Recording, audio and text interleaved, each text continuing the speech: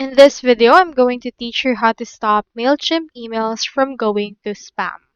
So in order to stop your emails from going to spam, you first need to head over and then log in to the actual website of Mailchimp. Their website URL is mailchimp.com.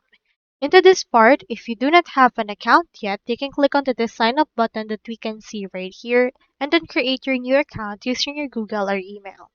If you already have an account like I do, click onto this login option right here and then just enter your credentials.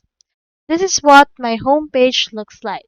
So in order to reduce the chance of Mailchimp emails landing in spam folders, you first need to focus on sender reputation, content quality, and list hygiene.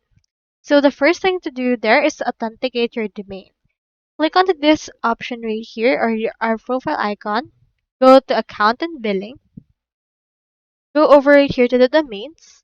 And then add and verify a domain right here if you would want. Now into this will actually increase the credibility of your MailChimp as well as your email that you will send to people into this part. So this will be less prone to spam as well. Now you also need to actually sonalize the content and clean your list regularly. You can do so by going to the audience right here and you can see the contact list that you have. You can clean this list if you think that there's something wrong with this list, if there are actually some things that are off as well. And you can see the subscriber preferences and you can also change the inbox options right here if you have one-on-one conversation and responses. Now in here, you can head over as well to your campaigns. Then edit your campaign. For example, I have here this email. Click on edit right here. And then you can just head over and then edit the actual email that you will send out to people.